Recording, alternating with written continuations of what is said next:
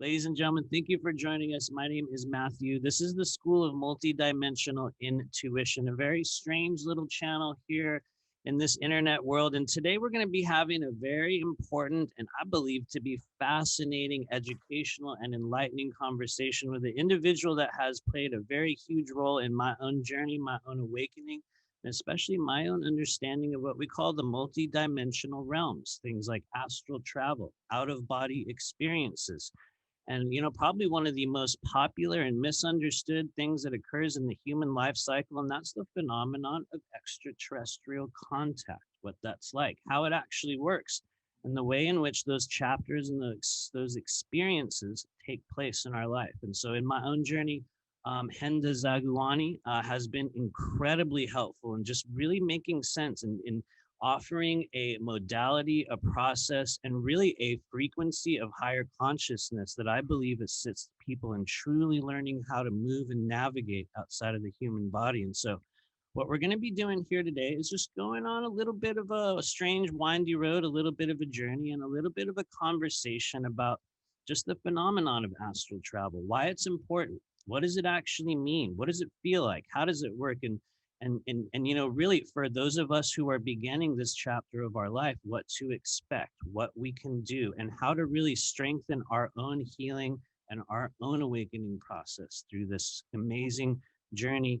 And so we're just going to jump right into it. We're going to be asking some questions and learning some things. And so, yeah, we're going to start out today with Henda. How are you doing? Thank you for being here on this strange little channel. As I understand, at this stage of the journey in 2021, you are a multi-dimensional intuitive healer, a practitioner, a level 3 reconnective healer as well. And if you're ready, yeah, just tell us a little bit about yourself, what's happening in your strange world, and thank you for being here.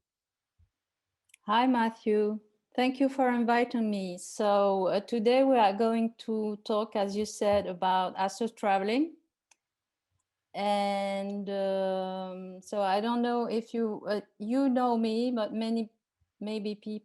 some people don't. So I will introduce myself as a former reconnective healer level 3. I have been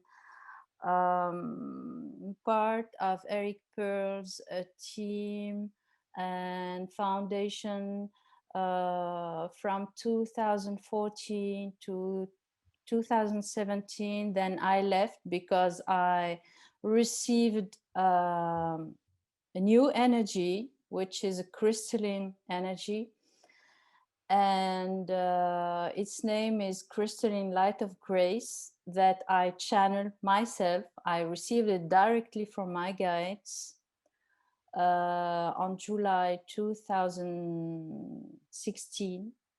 It was on a 777 day. And I won't talk about this because I have been talking about it on my site and in many of my posts, on Facebook, on my pages. But what I should say is that this energy is completely different from what I have been channeling before. So it took me some time to begin working with it. Most of what they told me is that the energy, what I received on that day, includes everything that I need to use it for healing and also to pass it on to others, and that they will also provide me with daily upgrades and downloads so that the energy can flow in my body, because it is a burning energy. It's very, very intense, and the physical body needs to adjust with it. So when they sent the first download, it was only part of it. What I channel today is much more intense, and I can feel it. So with time, so now today I have many downloads during the day. I think I have downloads for um, during the day. I have each hour, you know, I have a download. So I should have about 12 downloads a day. And I have downloads during the night when I sleep. And when I wake up, I have downloads too. And it's kind of, a very, very warm, um, burning energy that comes through me. And it is changing my whole body and my whole senses, everything, my abilities. And it is also helping me um, bring in different ways to heal with it. So this year, what I was guided to do is to create a training for astral traveling. What's important for people to know about astral travel today? Why is this an important part of our awakening and our healing process? I know that's a huge question. So only, only throughout, what fits, but why is this important right now for people to learn and understand? So that's one of the questions that I have prepared for this video. So what is the true purpose of astral traveling? Why we do this? So it is a great opportunity to become able to transcend the human dimension so that we can learn how to free ourselves from the human physical body restrictions. So we learn to let go of our ego, which is the biggest challenge of all of us on this planet. The ego asks about the future, the past, about a lot of things that are material things, and never focus on the moment and the path we are on. So when leaving the physical body, we become able to see that we are consciousness. And we really understand what it means because we are in a state of practicing it for real. So we cannot access that learning when we are in our physical body. So, and yes, the 3D world still exists as a reality we relate to as physical beings. So it has a deep bond to the material world. Learning to let go of the ego is a way to also let go of the physical plane and our physical nature. So consequently, astral projection is a way to connect more to higher dimensions because the astral body is connected to the higher soul and then is connected to source. It is a genius way to explore consciousness, to have a better understanding of what it is and how it functions, meaning how it works in both abstract and practical level. So what your consciousness would show you during an astral projection is surprising as much as it can be intense and deeply teaching.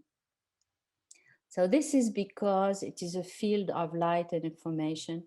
And when we are there, we download the information, as I said lately, that is given to us in the form of energy while we are hanging around amazing realms. So, moreover, the first and most important goal leads us naturally to another one which can deeply impact our lives and even our physical body at its core, meaning DNA upgrades. It is actually false to say that astral projection causes tiredness and even pains in our physical body. That's not true.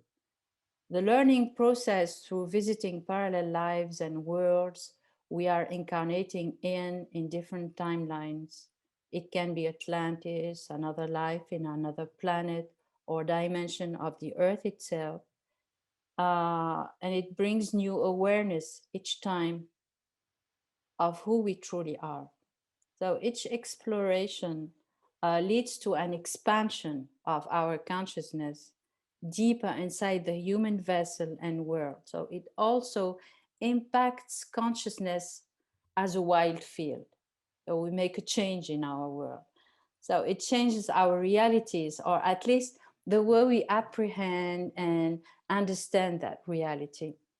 So this is how transcending the human material condition is important for our spiritual growth. It takes place and begins as a whole, complete process we are guided through.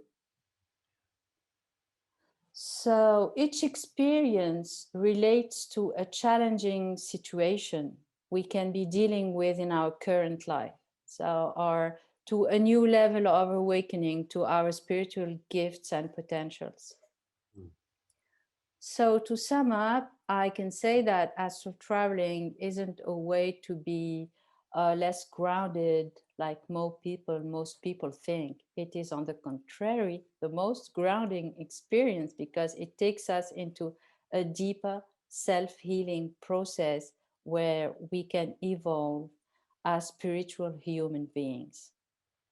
Mm. So the spiritual and astral bodies are where consciousness manifestation happens to, which allows us to be present and able to see the world and the whole universe just as it is. There is no material objects in the astral plane. Each element in the physical plane has its astral version. I think I explained this to you during the training. Oh, yeah. So yeah, the physical world is on the astral and energetic world. I have been seeing my furniture floating in my home during astral projection, and this was very weird at first. Yeah, so then I began seeing them also while meditating, not closing my eyes, and seeing my candle floating, in my room. It has been given to me, I think, to allow me to be more confident while on the astral plane, at least in my nearest space, my home. Yeah. And your home is the nearest space from where you can begin uh, doing conscious astral traveling and astral projections. So, what I mean by the astral plane is that uh, multidimensional space which exists out of the physical one and which is the true world as it is there. It is there that we go when we die. This is how people sometimes when they die, they stay for a while in their homes, their space, uh, and they can see their physical body, sometimes not, but many see their physical body, they see themselves, and they see that they have died. And this happens during conscious astral projections sometimes when I have been seeing my body too. Um, it's very strange It is. to I've seen my own body. It's like, what? Yeah. yeah. Sorry, go on, go on. Yeah. So when I what the most effective way to project is to focus is to be focused on the moment and on what we are doing at a specific time of the day.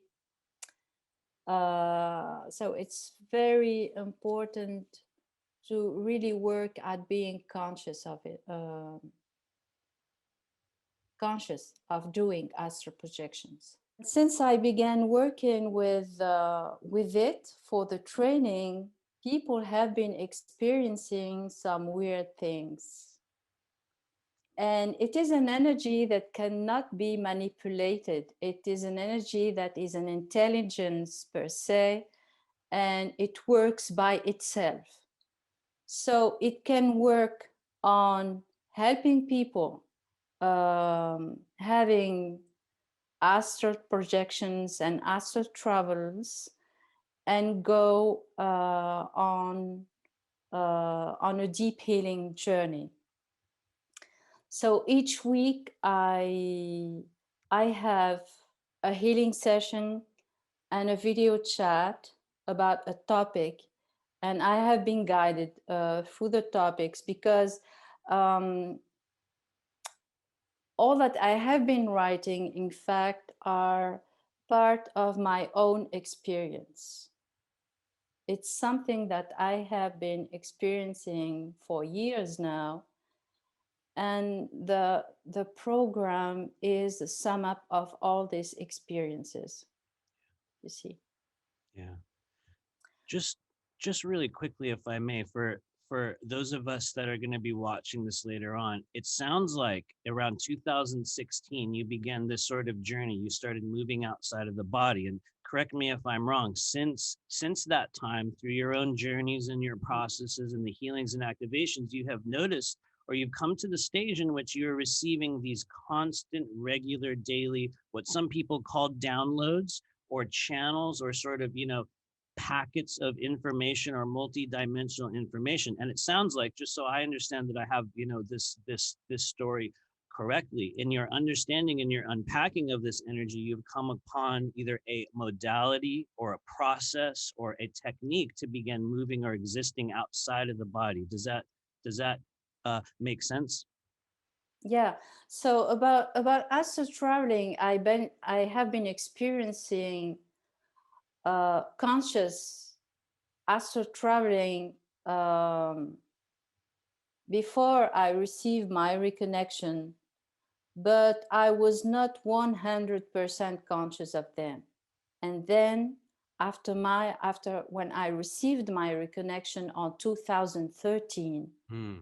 it was few months before I attend Eric Pearl's seminar in Paris. I have been through weird astral experiences. Tell us a little bit of one, will you please? Will you just tell us So a little bit? um, I was astral traveling at any time of the day,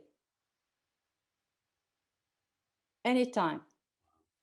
That lasted for at least 2 months after my reconnection, and I once have been. I think I told you about it. I was in a public place and I had a professional appointment, and I was sitting on the chair in the waiting room, and I began the frequencies began working in my hands. They were activated, and I began working with them. It was the early, about a week or so after my reconnection, and I was just working with them. So while working with them, I just left my body, my physical body, and found myself in another dimension with beings.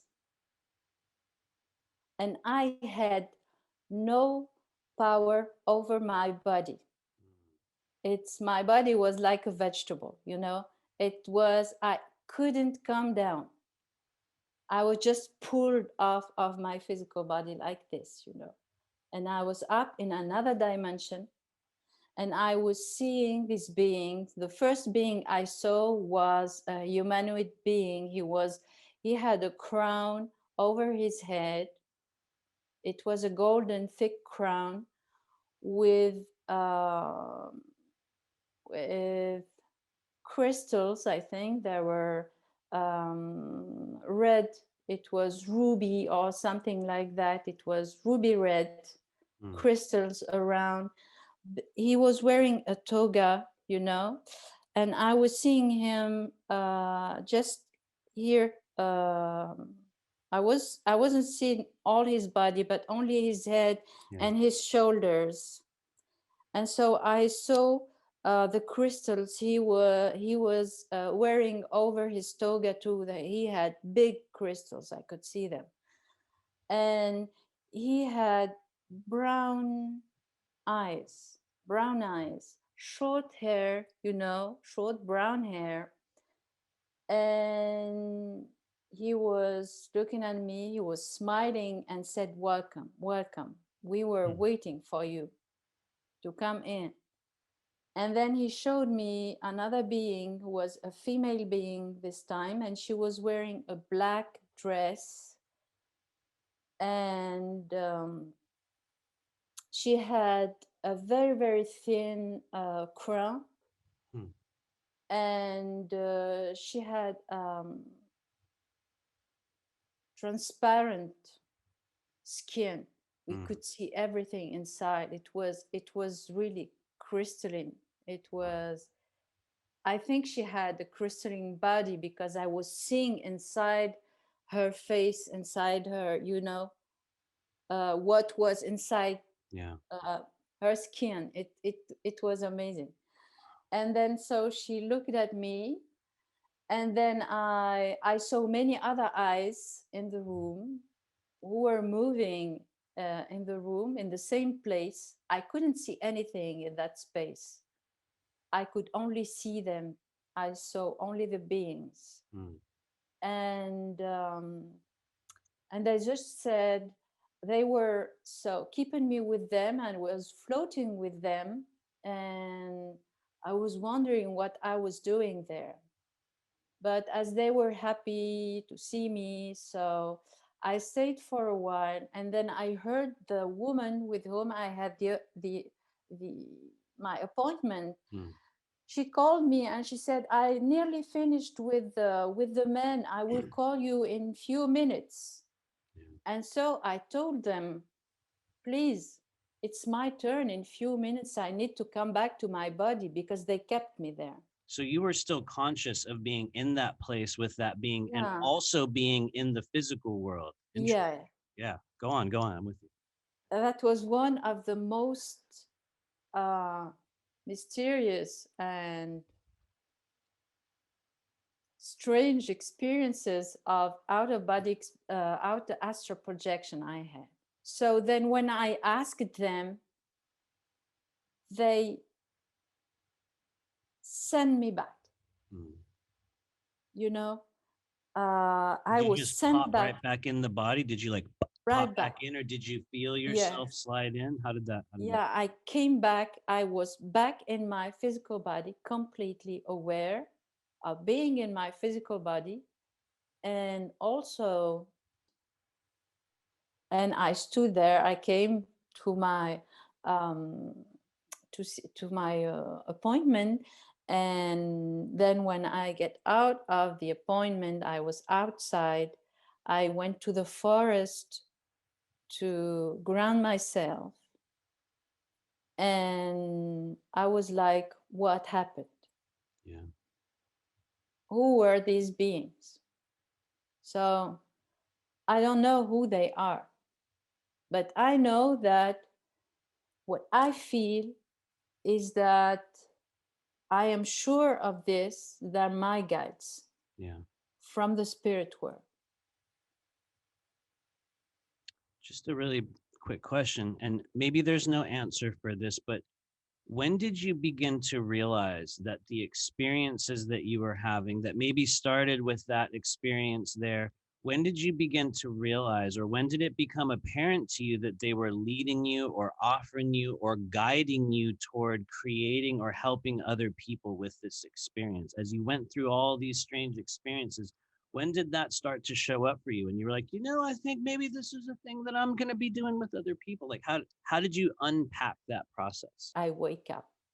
I have some conscious astral projections, and I was seeing myself, feeding myself in my astral body, and I was doing things. And sometimes they come and they take me to other dimensions. So, and I found myself in a kind of a temple, and I was with female beings who were taking me in the temple. They were walking with me, and I was wearing the same dresses as them. They were kind of, like the Egyptian priests, you know, you see, Yeah. same features, same hair, same dress, same thing, you know, those temples we can see in the ancient sites, you know, but this one was a temple in another place. And so they took me there and they showed me a fountain. And the fountain was kind of metallic fountain, you know. And from the fountain there was a green water or liquid that was getting out of the fountain, that was flowing. And one of the priestess, she told me, look, this is the healing energy that flows in your body. So each time you do healing, it is activated from here. And then after, they send me back in my physical body, and I knew that it was a temple somewhere in Orion. Hmm. Interesting. Right. I love it. And so those were part of the astral projections that I understood as I was guided. Yeah. I had beings who were behind me, who are behind me for this purpose. So they were kind of training me. Yeah. I feel you. I'm also gonna say something really, really weird here for all the other people and everyone out in the world, all the intuitives and psychics that ends up watching this video. You'll notice they all kind of breezed in the room as soon as you started talking about it.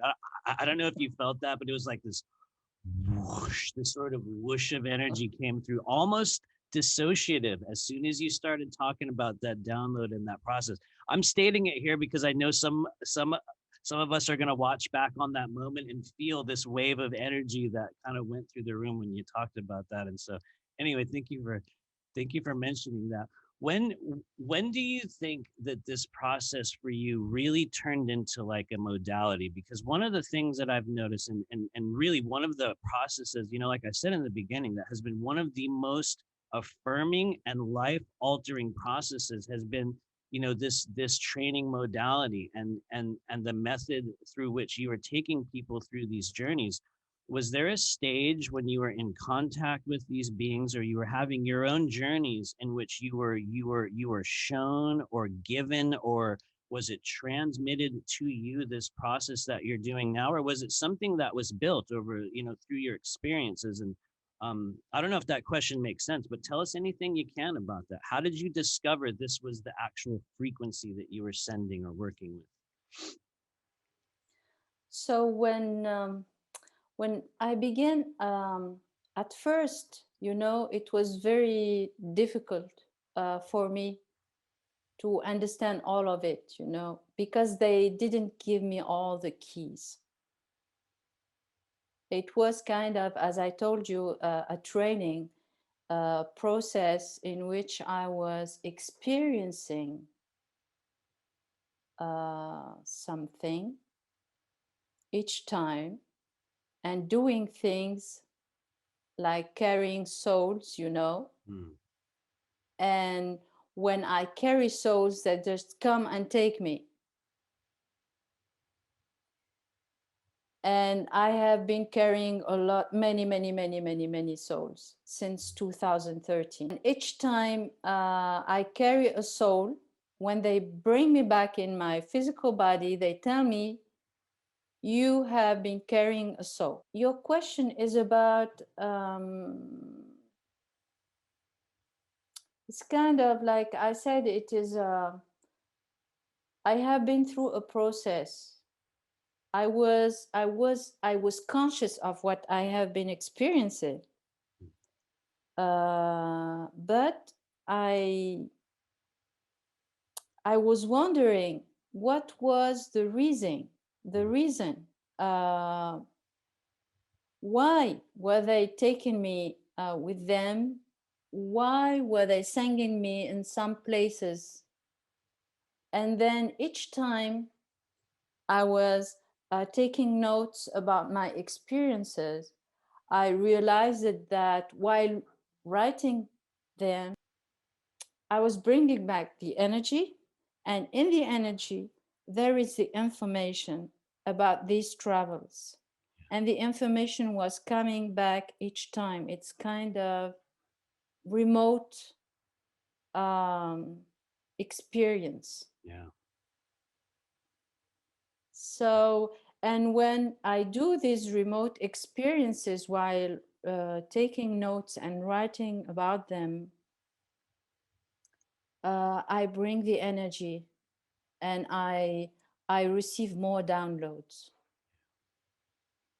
And most of the time while writing, I feel this warm energy in my body, you know, that comes from up high, my crown chakra, it comes, and the information flows. So, um, and also what is interesting is that sometimes there are things that I do during a mission or an experience, and when I come back, I forget about details.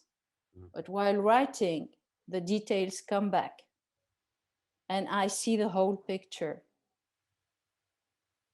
It's That's why I always say that it is very important to write down, take notes, to have a notebook. So I understood with time that there is something that I was going through.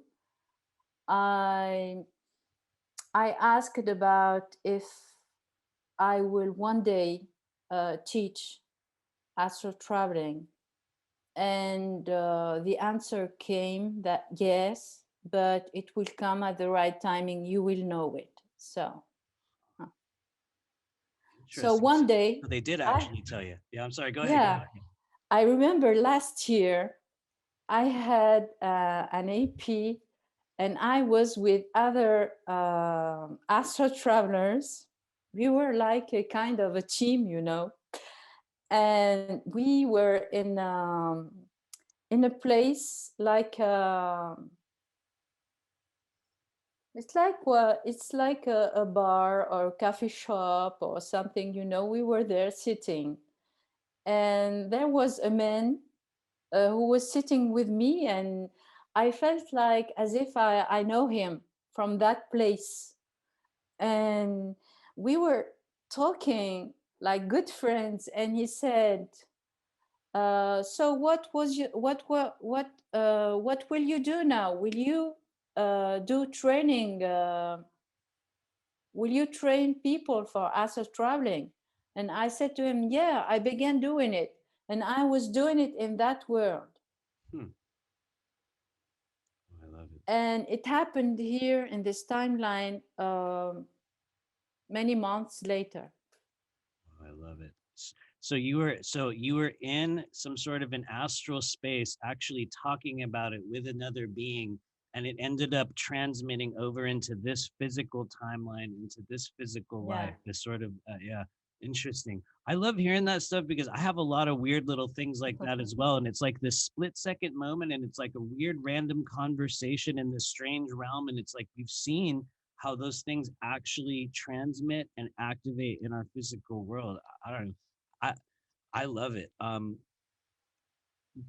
All that said, and I know we have a lot, we have some other questions we're going to ask. I kind of want to rewind just a little bit because you said something earlier that in my opinion, I think people need to hear about because there's not a lot of talk of this concept or what I believe is a duty, a choice that we make to become or to step into a certain calling or a role. And if you can you tell us about the role of the soul carrier, what that is, how that works, or rather your understanding of it? Because I'm going to tell you, this is not something that is talked about through the sort of multidimensional awakening, ascension, new cage soul group that, we're all kind of in the midst of. It's, in my opinion, a concept and a role that might be returning to our collective at this stage or is meant to be known on a greater level. So, all that said, what can you tell us about soul carriers?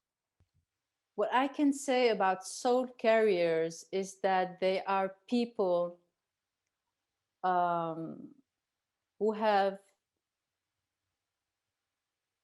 chosen to do this before incarnating.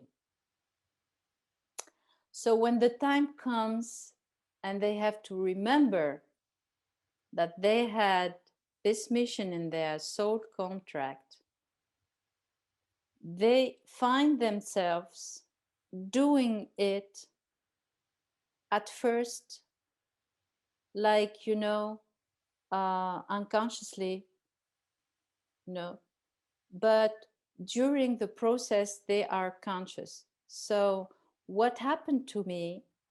I say that because it's the way it happened to me. So, at first, I found myself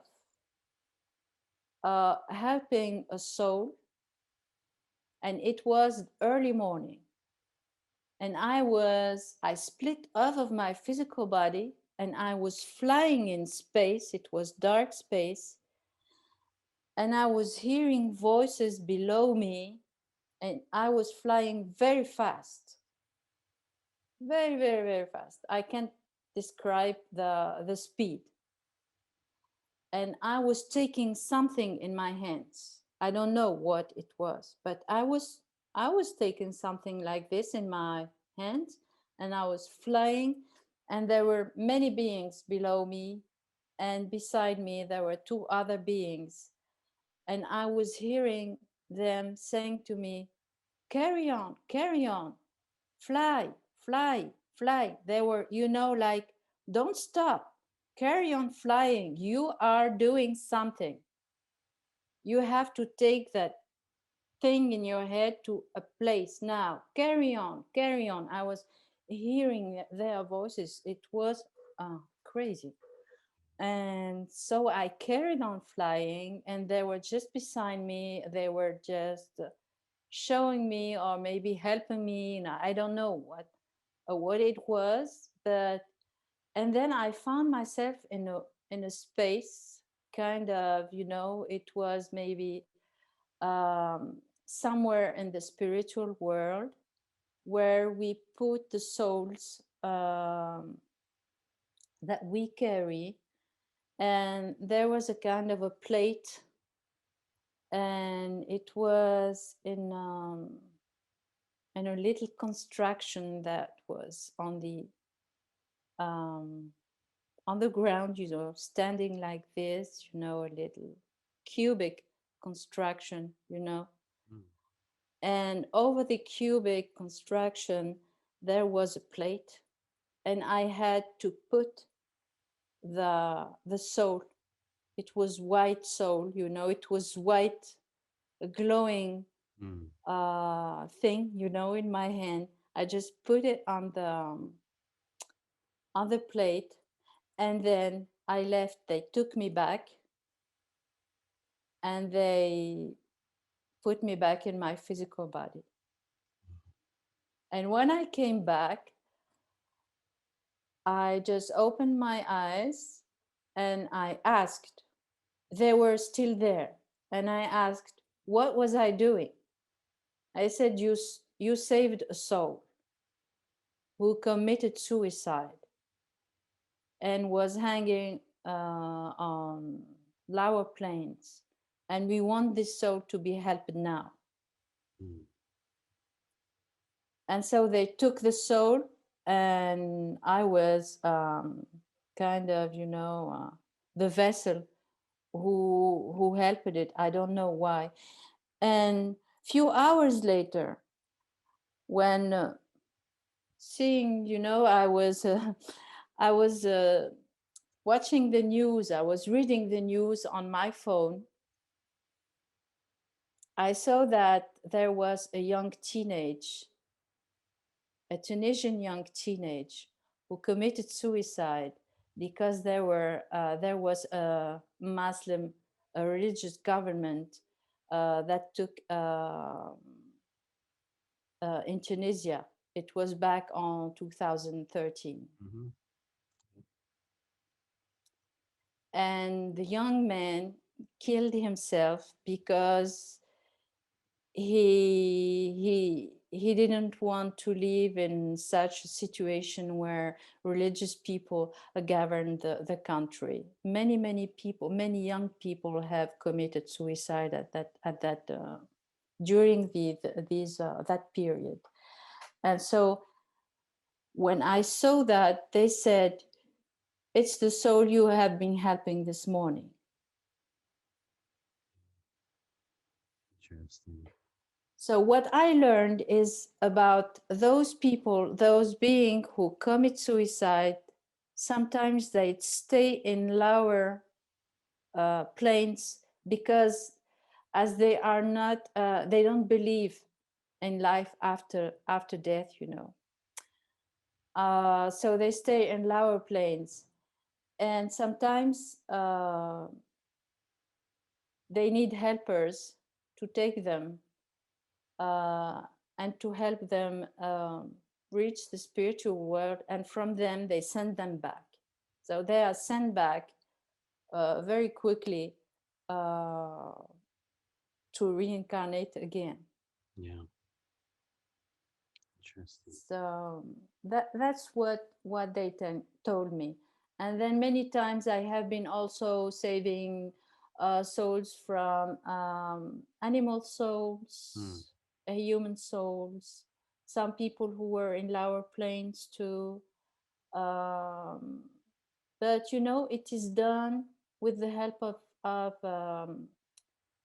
higher vibrational benevolent beings. It's not done uh, at an individual level, you know. Yeah. And it's always done when they allow it, because some people are not allowed to leave lower planes. They have karmic lessons and they have to stay there for a while before ascending. Yeah. So, and that's very, because people always, many people say that we all go to the spiritual world after death. Mm-hmm. That's not true. No, Some people absolutely. don't. We have seen that a lot with people. It's actually really good that we're talking about this, because one of the things that I kind of notice and kind of follow is just the level to which people in our spiritual community come to their public understandings about the nature of the afterlife and the spirit realm, and what happens after you die, and what happens to the soul, and where does it go, and how does that work, and what is that process. And I guess if there's one thing I've learned is that it's very individual for each of us based on our own understandings of what takes place in that realm. And so it's very good for me to hear your take on that, because it's similar to my understanding in that, even for those of us on the earth plane that ended up committing suicide or died in strange places, there is an entirely separate and whole and, completely unique existence that takes place in that in between space afterward. And in my own work, I've seen some people that have committed suicide and were instantly transferred into another body, like a little switch. They had to restart.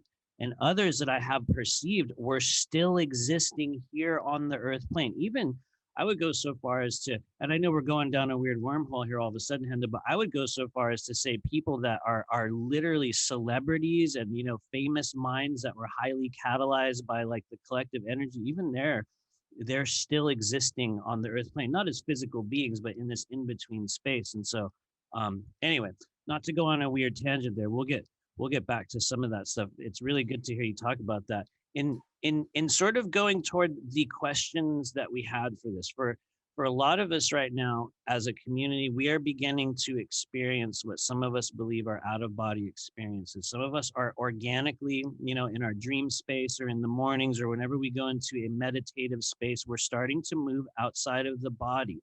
We're starting to have experiences that for some of us, we'll think they're dreams, right? We'll think, oh, I had this crazy daydream today, man. It was so wild. For others, we begin to realize that our consciousness is absolutely interacting in another place. For those of us on the earth plane that are just now trying to understand this, Henda, because there's going to be a few people watching this video and they're going to be like, yeah, these are really cool experiences. Man, what a trip. This lady's been through all kinds of cool stuff. That's really awesome. Soul carriers are a real thing.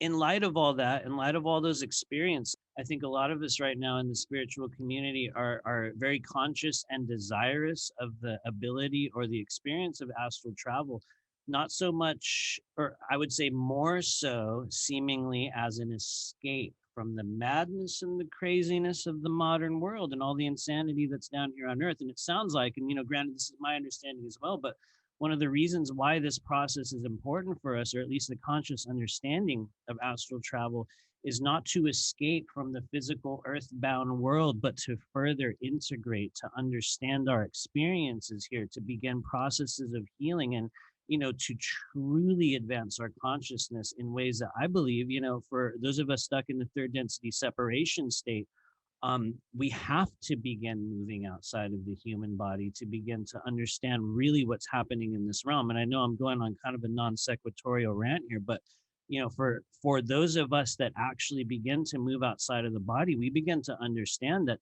time, literally, the function of what we understand as time right here, on the earth plane, as soon as you get outside, it's not it. And maybe you can sort of speak to this in a moment, but by my understanding, it is entirely different. I would even go Yeah, so far, and this is almost irresponsible to say it, but it's almost as if it does not exist on any level in the way that it does here on Earth. In yeah. fact, and this has been my observation, but Mhm. everything is already happening. So anyway, before I go on too long, tell us about that. Like, So time is a concept, is a human concept. It is not something that really exists. When we are on the astral dimension or planes, we are not conscious of time or a limit in the space too. So there are no limits in space nor in time. So that's something that is truly open wide. We are what we call eternity, or it's kind of the concept of eternity in the human language. But it is more than that. It's something that there are no limits.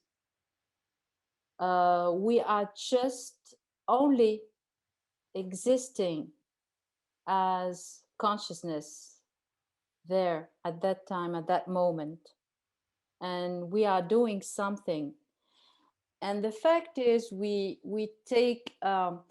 understand this because, for example, when I have those morning astral travels and I cross wormholes, I have to focus on the process of crossing the wormholes to go somewhere. I know I'm going somewhere. I don't know where, but I know that I'm led to go somewhere. And when I cross in the wormhole, I I have to stay focused, because when I stop focusing, it only another thought, it comes in, and I realize that my brain, there's a part in my brain that has been activated, and then I lose the wormhole. It closes. that's also been a problem for me. I will say that. Yeah, yeah, totally. Go on, go on. So we have to stop thinking. Uh, Thinking is a brain activation, a brain action, or a brain activity, if you want. Yeah, a brain activity. Astral projection is no thinking, Yeah. no time, no space, no people, no one. So we have, this is why when we prepare ourselves to do astral projection, we have to focus on ourselves, center ourselves, and stop thinking and clear our thinking. It's very important, because the more we think and the more we are cut in pieces, kind of, you can go everywhere and you're not conscious of anything. But when you focus, you are aware of yourself, you are there, you are going somewhere, and you stay focused on that place where you are going. And this is how you can be conscious. Hmm. of the experience. I have a quick question, and only speak to this what makes sense, but how would one understand, let's say for those of us out there that are just beginning to understand this and we're like, I think I've had a lot of cool dreams. I think I've probably had a lot of really wild out of body experiences, but how would one understand the difference between when we are having a dream versus an astral travel or an out of body experience? And that might be an oversimplistic question, but for some people, it might also be, the big question mark of like, wait, which one is which? When does it happen like this? And when does it happen like that? And so, if you can, maybe speak to that. What's the difference between those of us who are just having a daydream and like, oh, whoa, that's amazing? Or you wake up in the morning and it's like, I was in another realm versus actually visiting that. Does that question make sense? Hopefully. Yeah, I know what you mean. So, yeah, some people talk about dreams, lucid dreaming, and astral projections, conscious astral projections, astral travels. But the reality is when we go to sleep, we leave our physical body. The astral body leaves automatically. It happens every time we go to sleep. Yeah. So there are two ways for me, three ways. There is the astral travel during the sleep time, and during these astral travels, they look like dreams, but they are not dreams. You are in a place with people or doing things, and you are noticing what you are doing, etc. And these happen. Um, some people don't remember all of it, and some people remember all of it. Those are really very deep astral travels where consciousness, or if you want, the astral body leaves the physical body and goes very far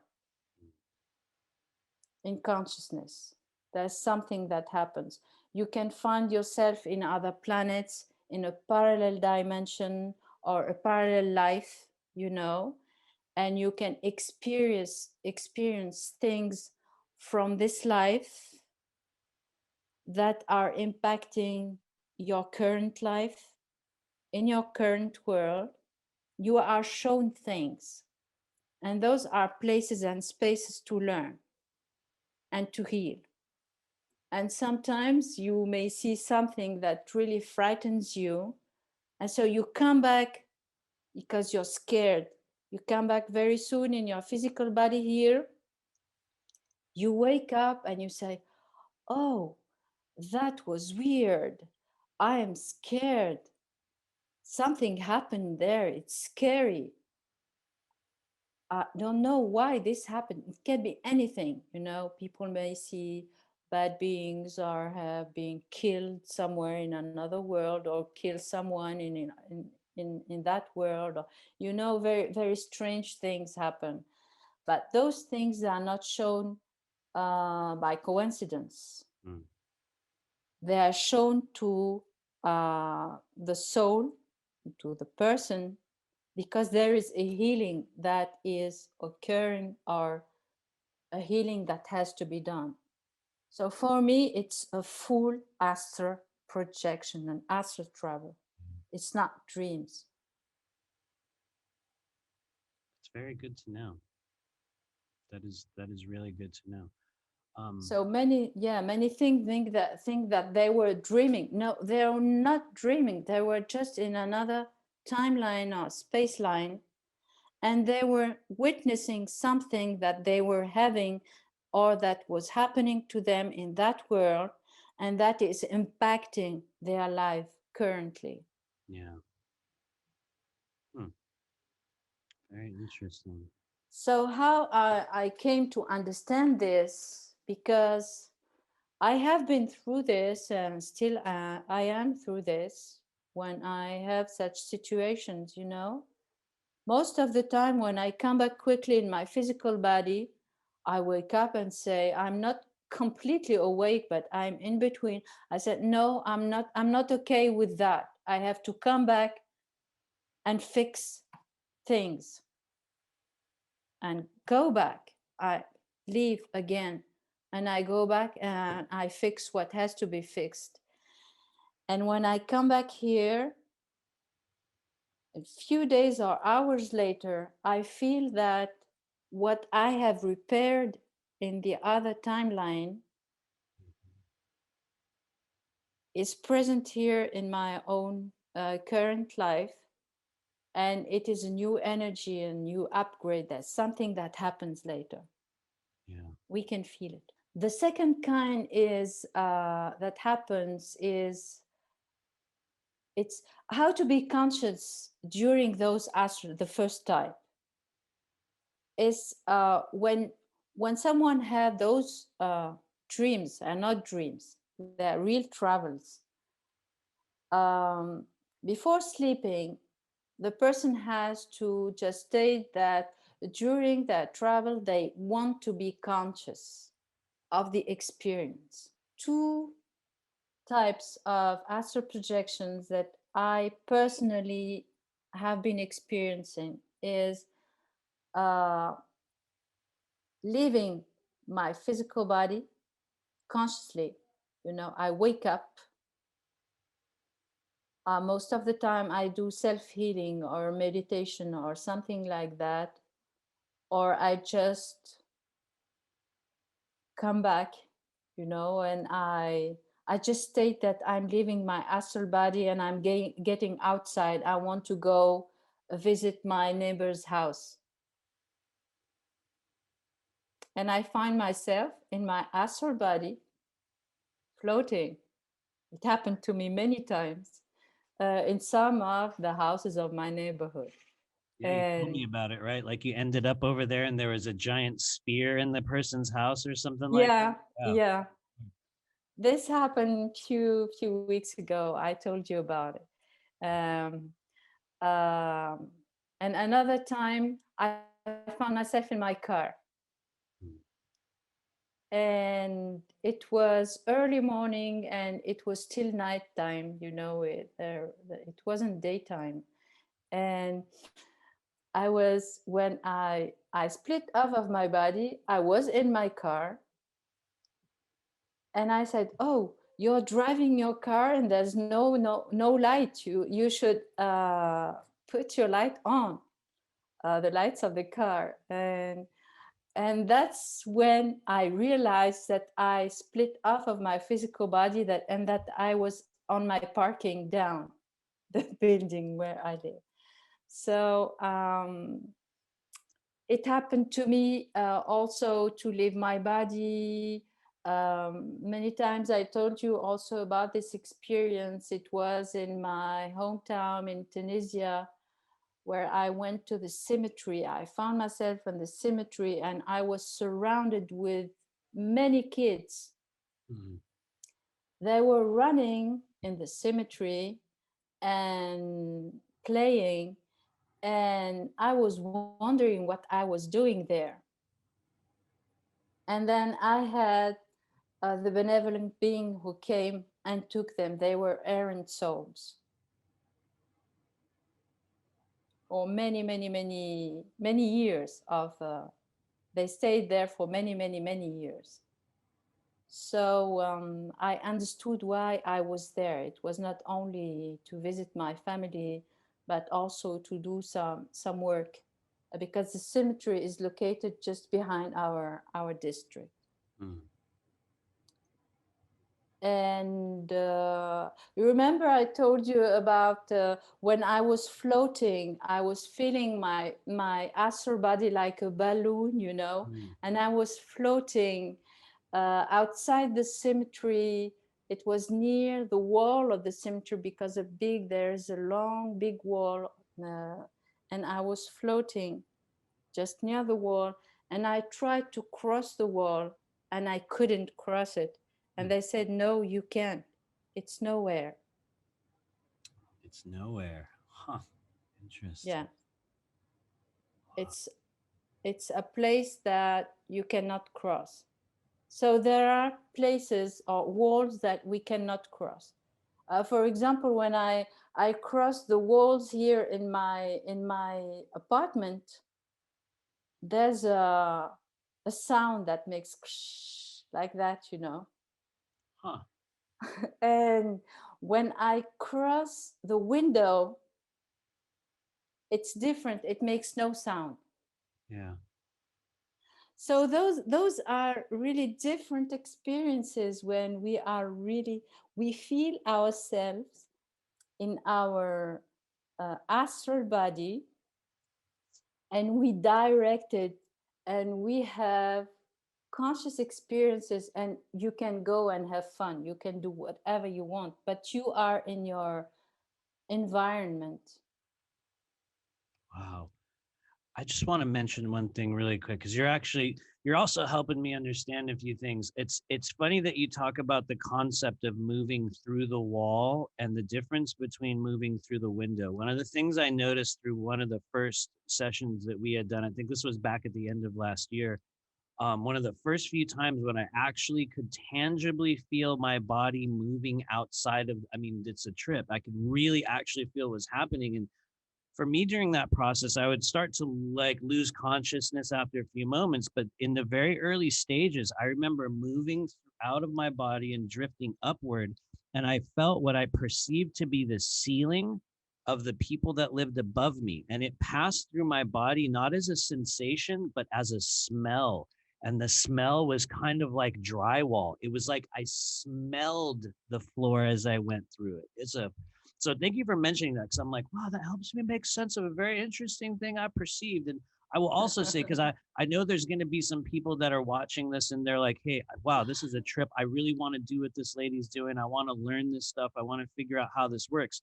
I will also say, as a person that's been going through these sessions and these trainings with you, there is legitimately an entirely separate, what I call fourth dimensional version of your house or your home or your bedroom Yeah. or your dwelling space. For me, I had an organic understand. I was shot into that space. And I know you know this story, but during one of our sessions, in the middle of it, I actually perceived that I woke up. I thought it was done and it was over. And as I woke up in this space and opened my eyes, I saw that I was in a different version of my house.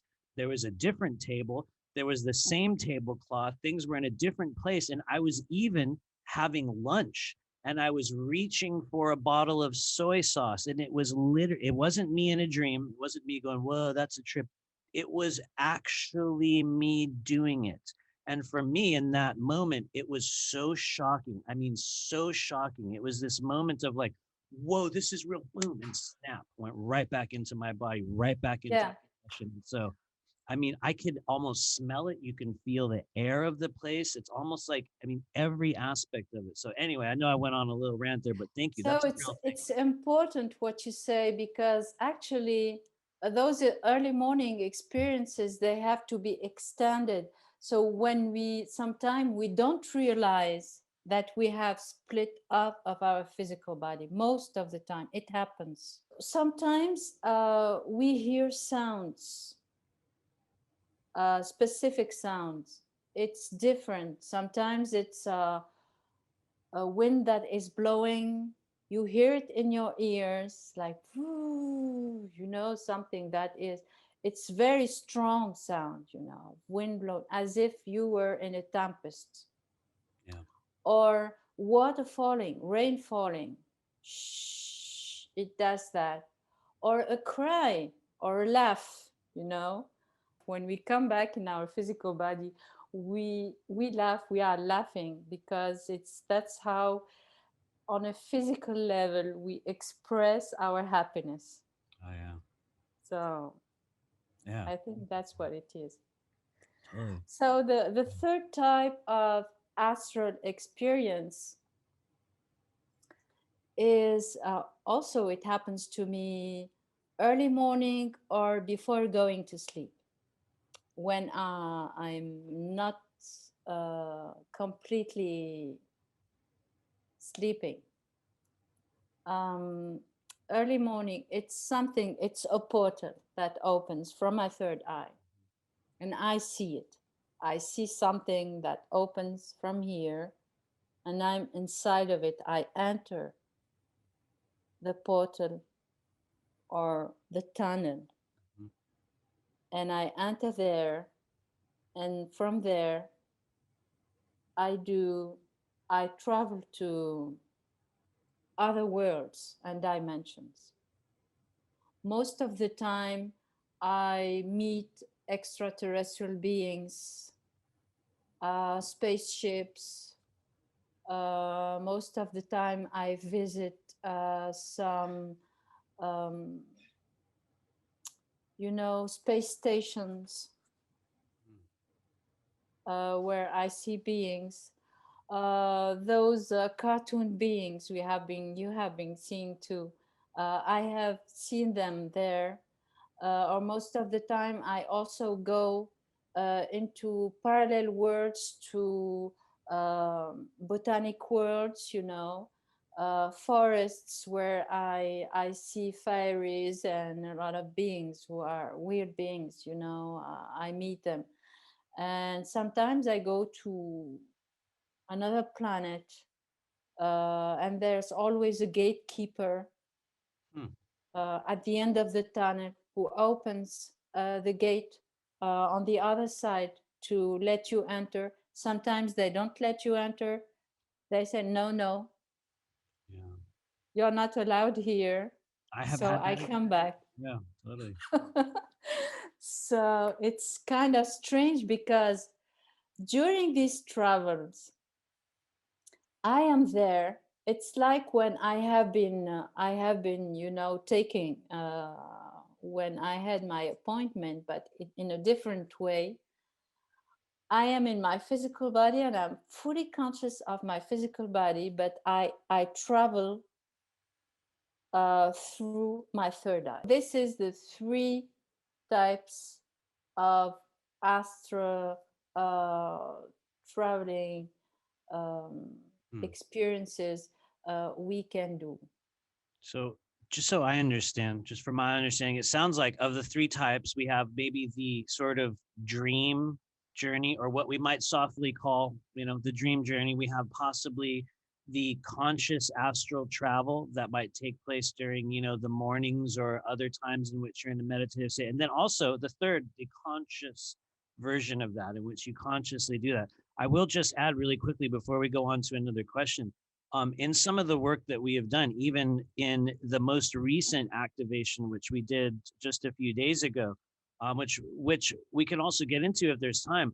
I had actually had that direct experience, as you know, of consciously creating and opening a third eye portal. And for me, it was an experience where after our session, I was just sitting there doing literally in the kitchen in my house, eating an apple. And I was just started doing a meditation. And I was like, and this voice, and I'm assuming it's a being or a guide or the higher self, shows up and it told me how to make a actual sphere in front of my third eye, an actual opening, a portal.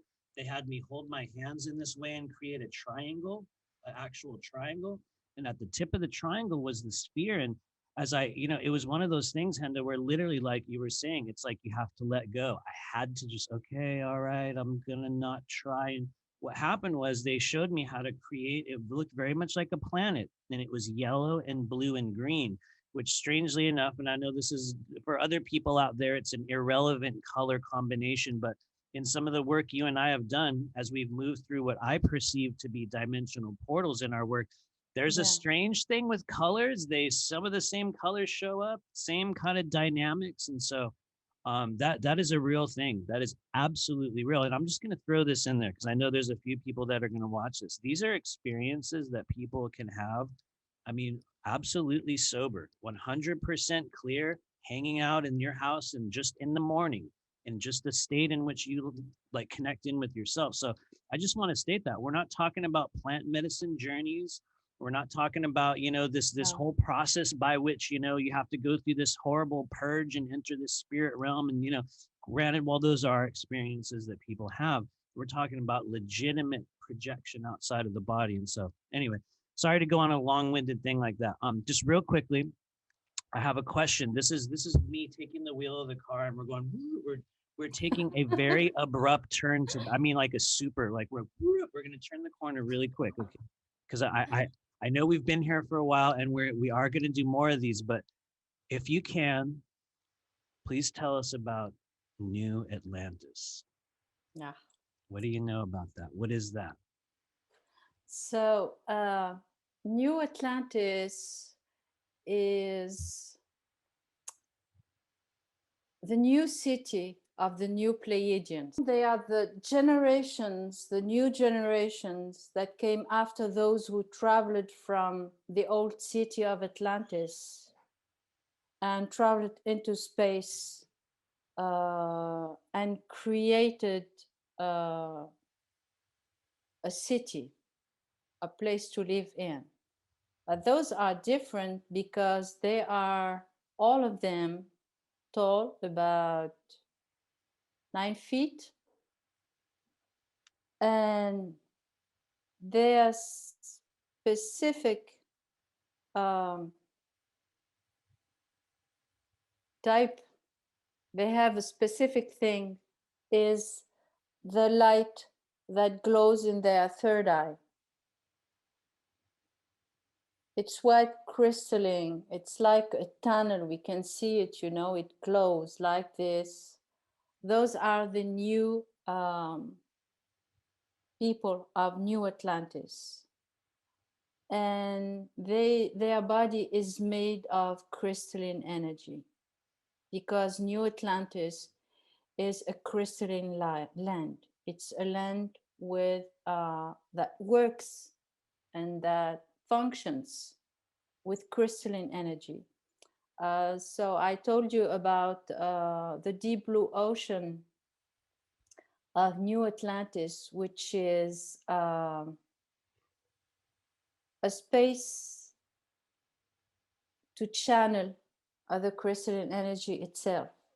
There are beings, animal from the animal kingdom, very specific animals who live there. There are some dolphins too, and very strange octopuses and fish and a lot of things, algae, those algae. Uh, those are part of the land, and they nurture the land. They nurture the crystalline energy. I think, to be honest with you, I believe that part of our task is to generate the awareness of what some people call the new earth, other people call a new realm, Yeah, people call a yeah. So simultaneous that's existence. what I wanted to tell you. It's they are beings who have um, from 6 to 12 densities. No, they are highly vibrational beings. They are very intelligent, and they hold that energy and they work with it. So most of the time they live with that energy. They nurture themselves with it, and they are in physical bodies, but they no more need to eat a lot. They only eat vegetables and maybe some fruits or something, but it's most of it are vegetables they eat. And so the ocean, the seas, the shores in New Atlantis are very important. Those Pleiadians, they work with the waves of their ocean. They work with it because they take the energy from there, and even when they transmit the energy to other planets, it flows as frequencies of light. and they send it from their own in computers. It's very sophisticated thing that they do. Um, but Interesting. so they are, yes, they are the new Atlanteans or the new Pleiadians who will actually now allow the new humans to come in. And the crystalline energy, the crystalline light of grace, part of it comes from there. Those beings are very powerful. They don't have a language like us, they talk telepathically to each other.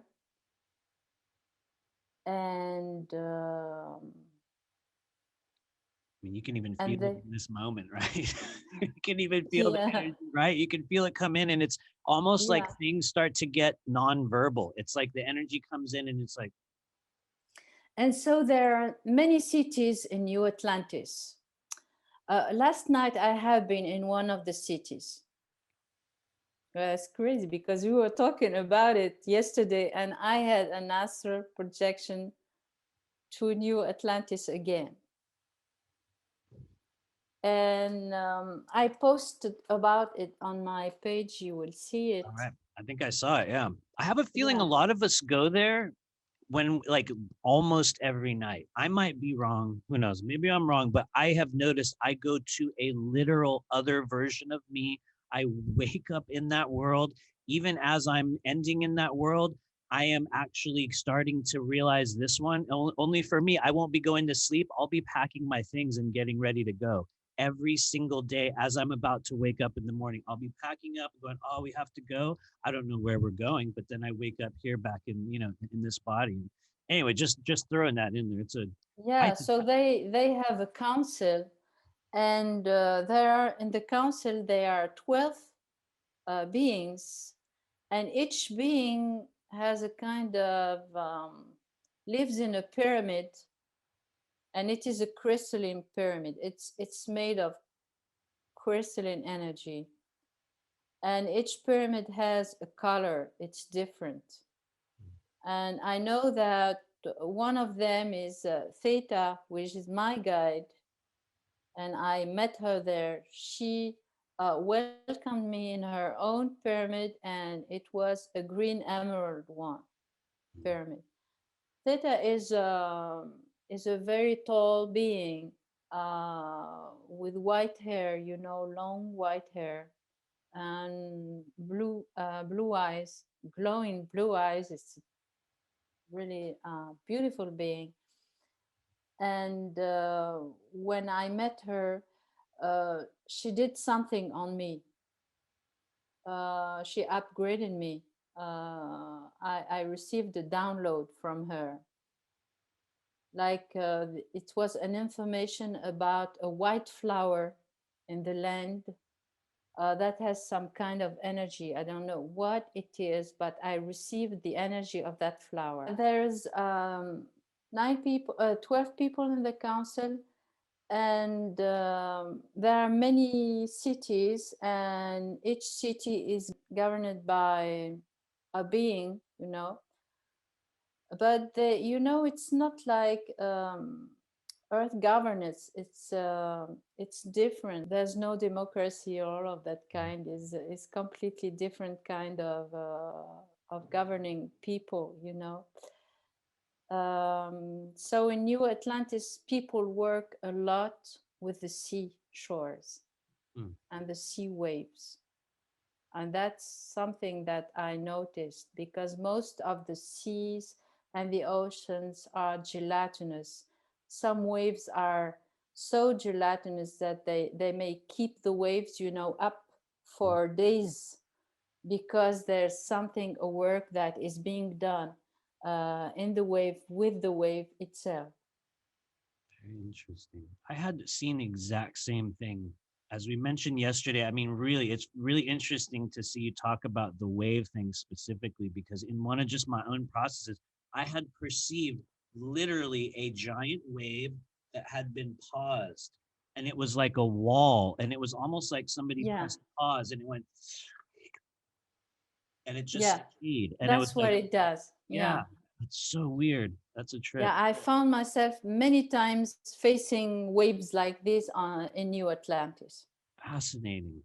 I mean, really, it's really cool to be able to have those experiences with people here in life and go, oh, we perceive the same thing. That's what that is. Whoa. And so I'm just going to mention this other thing. I know we're going on and on here, and we will do others of these. We get to talk about way more of this crazy stuff. But in one of the other things that we had, or one of the other processes that we had been through, we also both encountered what felt like the for me, it was like an antique toy shop.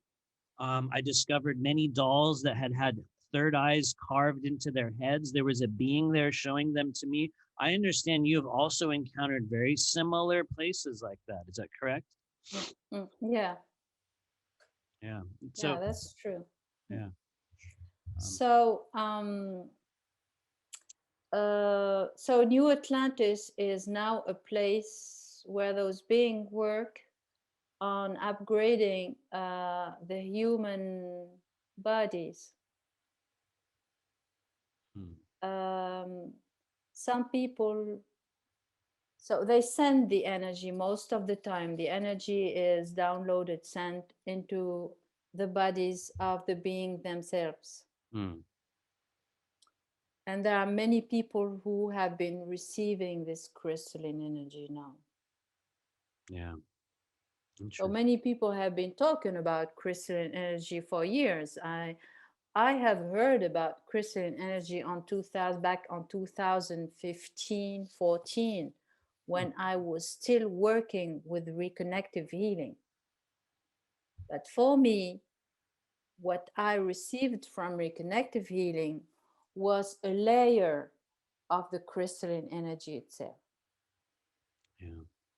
Hmm. Interesting.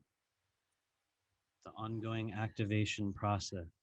Huh. Yeah, and the activation we did at the other last Tuesday, Mhm. it has three layers.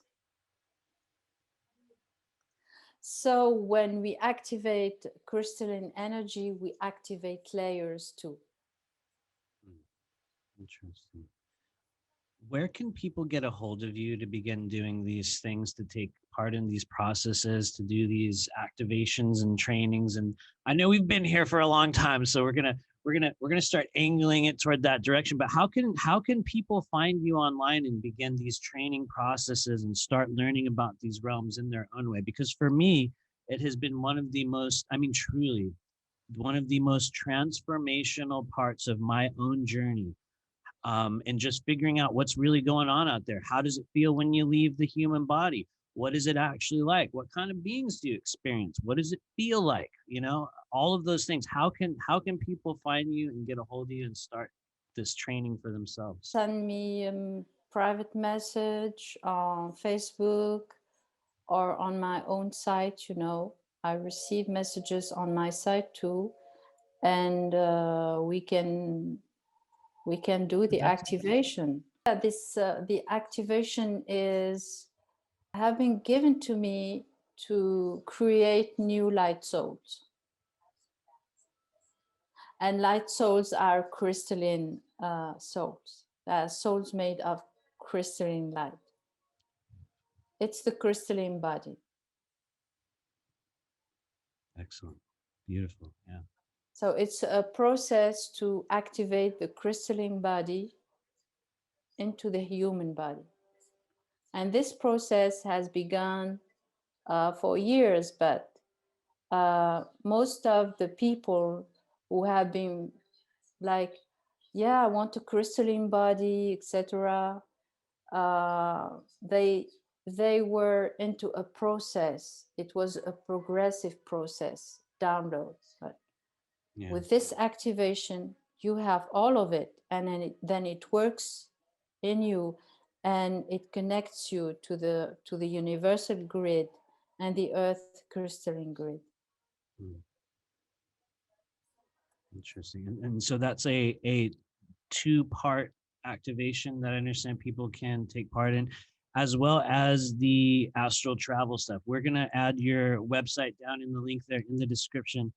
And I would say if you are watching this show right now, this has been one of the most transformational processes that I've been through. I know a lot of people are going to have a lot of questions and stuff and want to learn more about this. So I'm positive we're going to be doing other interviews or shows or hopefully live discussion. Because one of the things I see a lot of the time, just in kind of, navigating the internet realm is all kinds of crazy disinfo about, astral travel and beings and, granted, we will get to all that later on, but in the meantime, is there anything else you want to mention? Because I know we had some other stuff. I know you had some other things you're going to want to talk about. But before we get out of here, I want to give you the floor and anything you want to mention or talk about with respect to anything that we've said here today. Please, what do people need to know at this stage?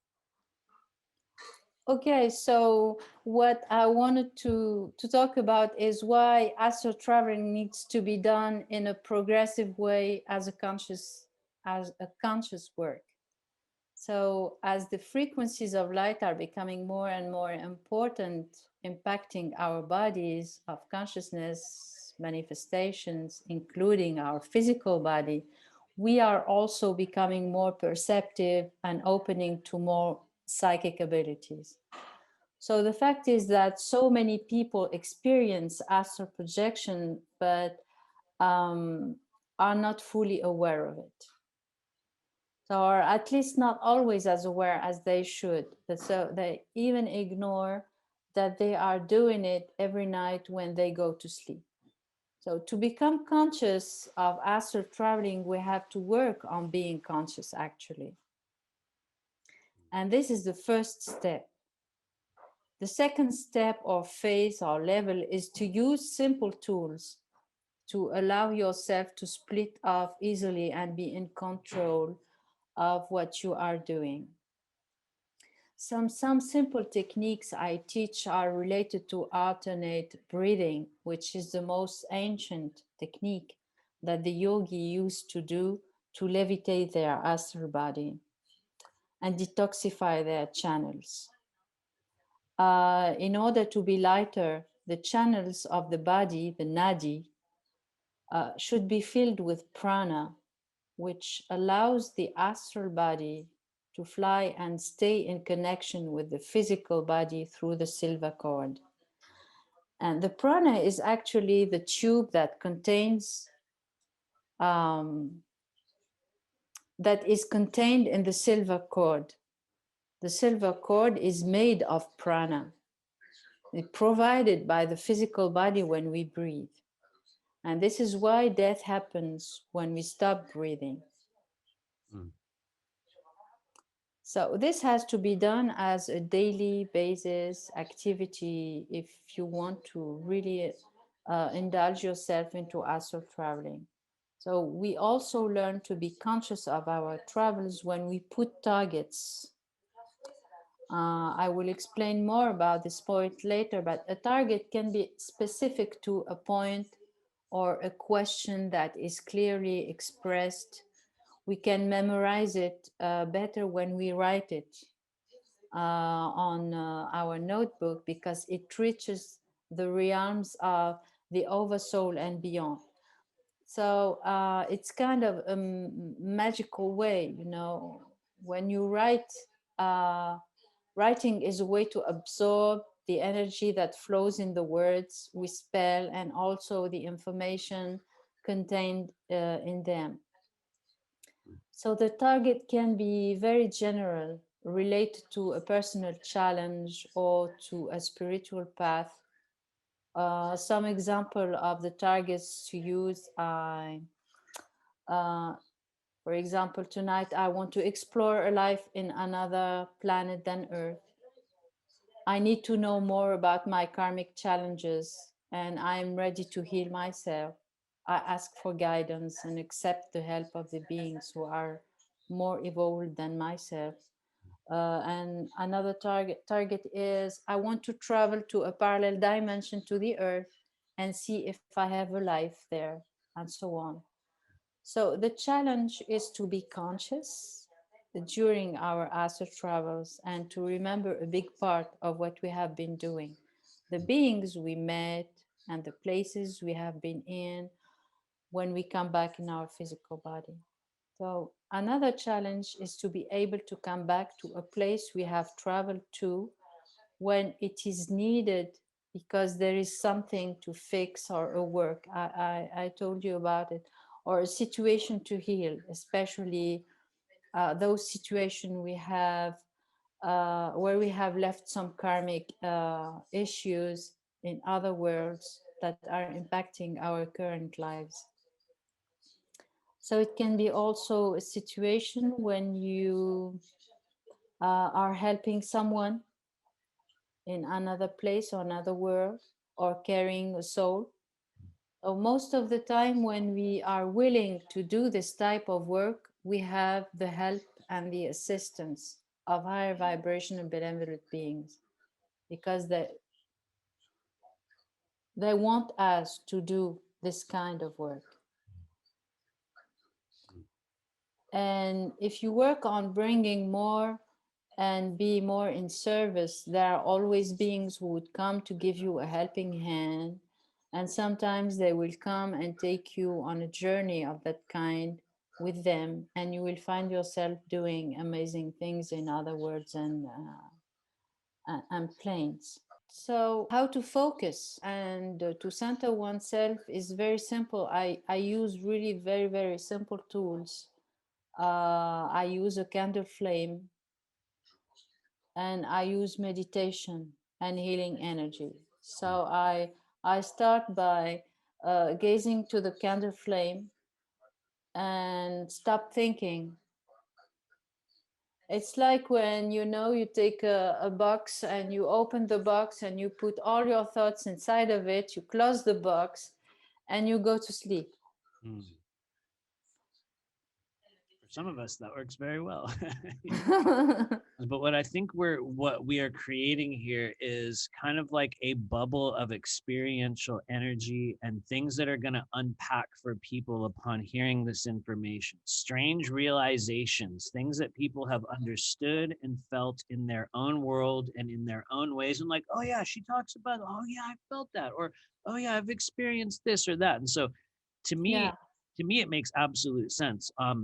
But yeah, in light of all that, is there anything else you want to share before we get out of here? Because we're going to be doing another interviews on this. I know we've been here for quite some time. It's been a long, crazy, winding road going through all this astral travel stuff.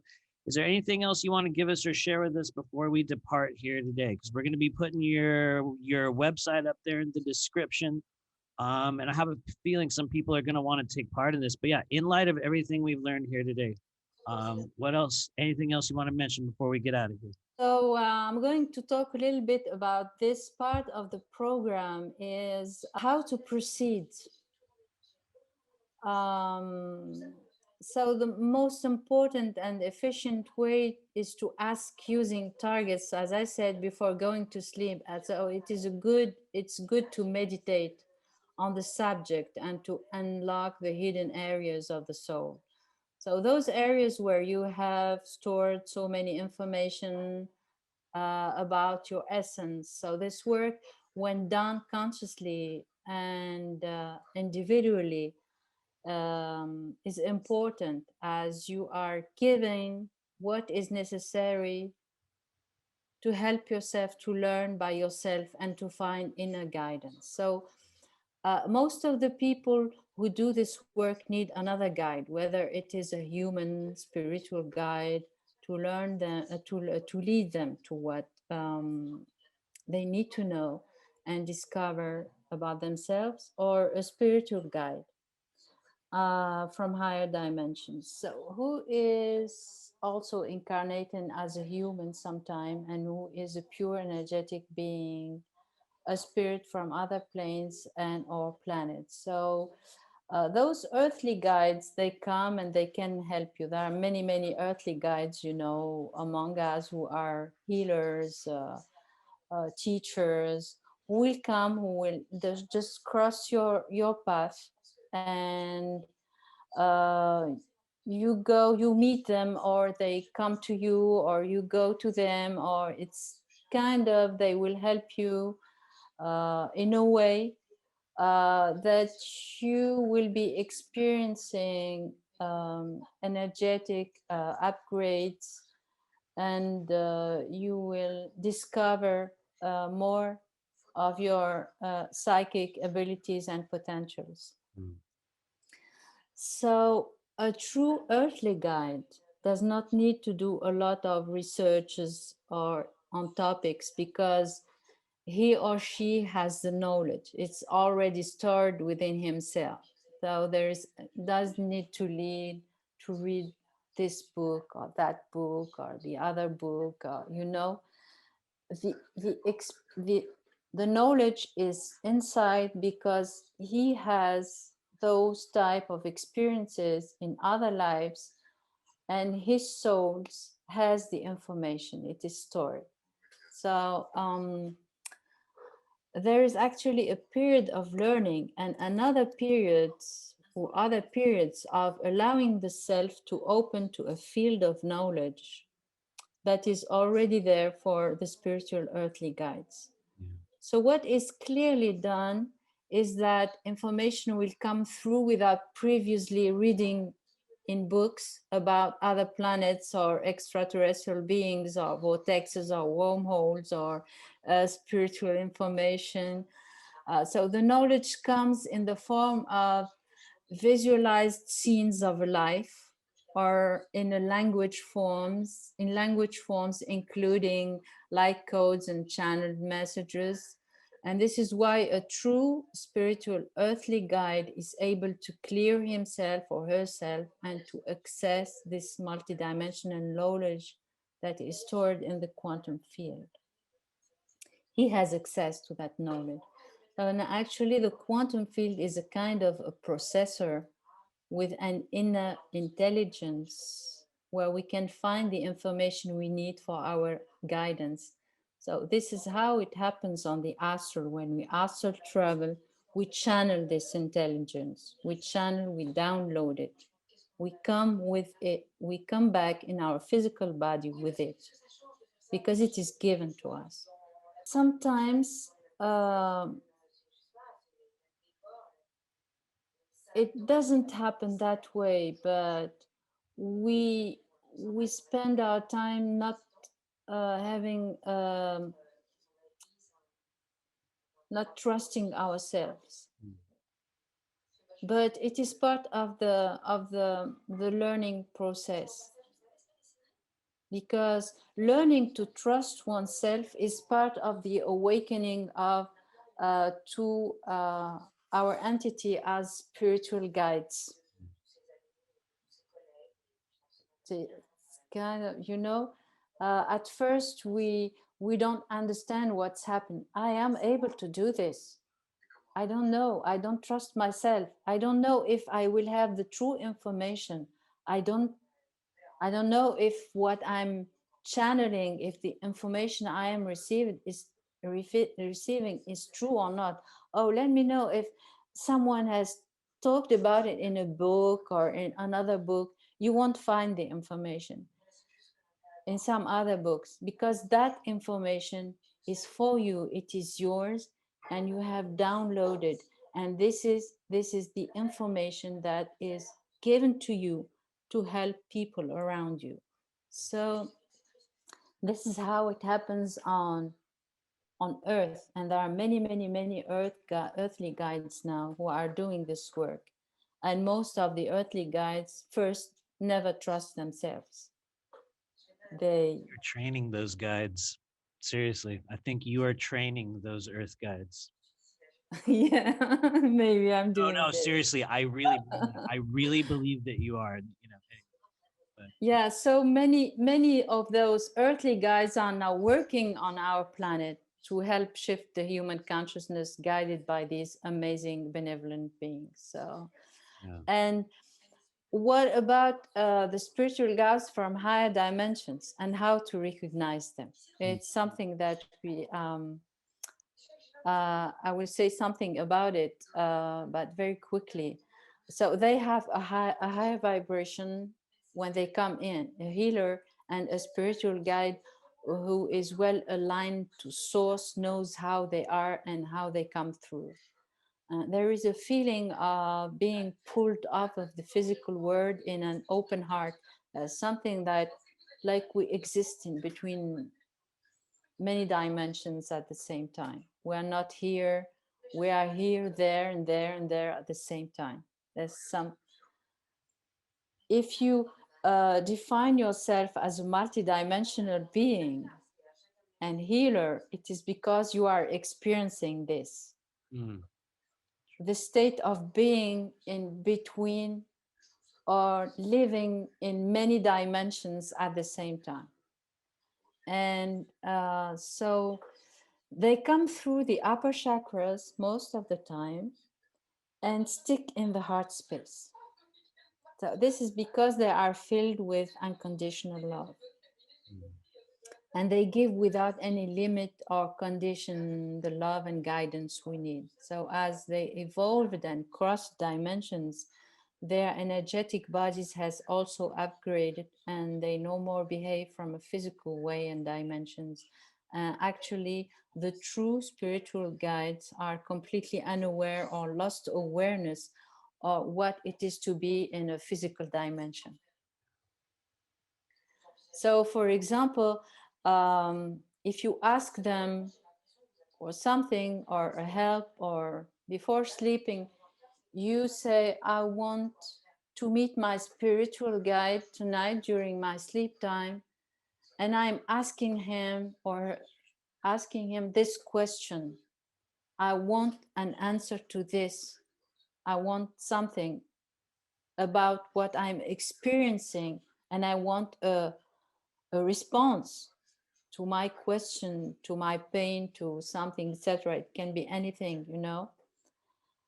And they will give you the answer in many ways. It can be symbolic. They will take you to another plane and they will show you yourself. You are doing something. So that's what you are experiencing. And now let's do the work of healing, and they will heal you. So sometimes it doesn't happen the night when we ask about it. It is because they live in another dimension when there's no time and space.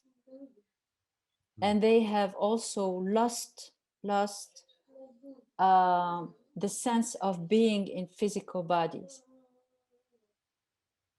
They are no more in physical bodies. They live as energetic beings. What we feel as we as humans, you know, we are very grounded and we feel our physical body and we are in the limits of the physical body, but when we get out of it, we understand better the spiritual guides. Mm. That's how sometimes that's why they can come to you at any time. Mm. It's because they lost complete awareness of what it is to be in a physical body. To me, that's what we call the fifth density and sixth density beings, right? The stage in which you've Yeah. moved entirely outside of the physical life cycle. Mm-hmm. Huh. Very, very interesting.